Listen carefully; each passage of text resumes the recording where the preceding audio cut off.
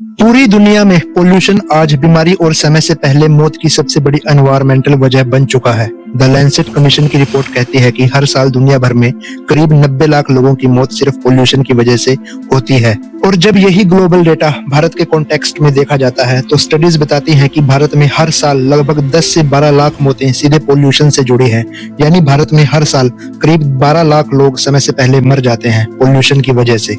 ये मौतें अचानक नहीं होती, इन्हें मेडिकल भाषा में कहा जाता है प्रीमैच्योर डेथ्स। सबसे डरावनी बात यह है कि ज्यादातर लोगों को पता ही नहीं होता कि उनके अचानक से मरने की असली वजह क्या थी। जब हम बीमारी की बात करते हैं तो हमें कुछ गिनी चुनी बीमारियां ही ध्यान में आती हैं, जिनमें बुखार, खांसी जैसी दिक्कतें आम होती हैं। लेकिन हवा से होने वाली मौतें ऐसे नहीं दिखती। ये धीरे धीरे आपके फेफड़ों को कमजोर करती हैं, हार्ट पर प्रेशर डालती हैं, जिसका असर दिमाग को भी इफेक्ट करता है। और जब किसी इंसान को दिल का दौरा या स्ट्रोक होता है तो हम कहते हैं कि अरे ये तो अचानक से हो गया, ये आदमी तो बिल्कुल फिट था। पर हकीकत ये नहीं है दोस्तों, ये सब अचानक नहीं होता, बल्कि ऐसी बीमारियों की नींव सालों पहले पड़ चुकी होती है। और इसलिए असल वजह होती है हमारी सांस के जरिए हमारे शरीर में मौजूद पोल्यूशन। अब यहाँ एक शब्द समझना जरूरी है, PM 2.5 यानी पार्टिकुलेट मैटर 2.5 यानी हवा में मौजूद बहुत ही बारीक जहरीले कण।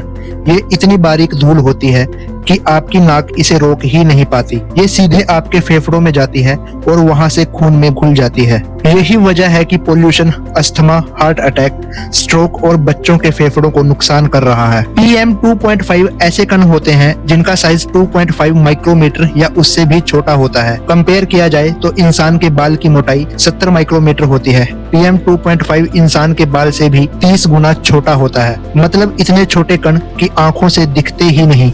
अगर मास्क भी पहना हो तब भी ये कण सांस के जरिए शरीर में चले जाते हैं। सवाल है कि PM 2.5 बनता कहाँ से है? तो ध्यान दीजिए, गाड़ियों का धुआं, फैक्ट्रियों और पावर प्लांट का धुआं, कूड़ा, पराली और लकड़ी जलाने से, डीजल, कोयला और पेट्रोल जलाने से, धूल और केमिकल रिएक्शन से ये क्रिएट होता है। WHO कहता है कि हवा में PM 2.5 की सुरक्षित सीमा 24 घंटे के लिए 15 माइक्रोग्राम प्रति क्यूबिक मीटर होनी चाहिए और पूरे साल का ऑन एवरेज 5 माइक्रोग्राम प्रति क्यूबिक मीटर से ज्यादा नहीं होना चाहिए। लेकिन भारत के कई शहरों में यही PM 2.5 100 से लेकर 300 तक पहुंच चुका है। यानी हम हवा के जरिए 10 से 20 गुना ज्यादा जहर हर रोज सांस में ले रहे हैं। यही वजह है कि डॉक्टर्स एक अजीब पैटर्न देख रहे हैं मरीजों में। 30 से 35 साल के लोगों में वो बीमारियां दिखने लगी हैं जो पहले 60 साल की उम्र में आती थी। बच्चों में लंग कैपेसिटी कम हो रही है और कई शहरों में इनहेलर नाम का ये प्रोडक्ट अब दवाई नहीं,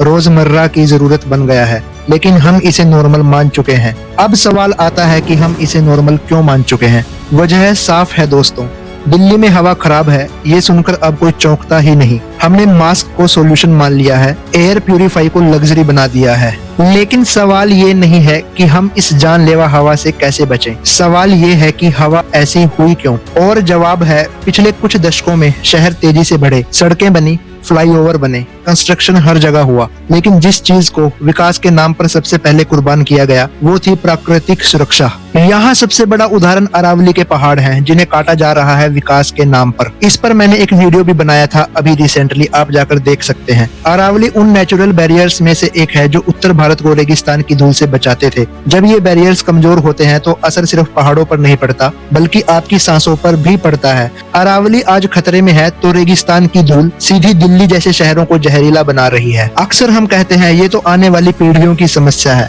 लेकिन सच्चाई ये है कि ये समस्या अभी चल रही है, हर सांस के साथ और हर दिन। तो सवाल ये नहीं है कि हवा कब साफ होगी, सवाल ये है कि क्या हम इस समस्या को सीरियसली लेंगे भी या नहीं। क्योंकि जब नुकसान धीरे होता है तो सबसे बड़ा खतरा यही होता है कि हम उसे पहचान ही नहीं पाते।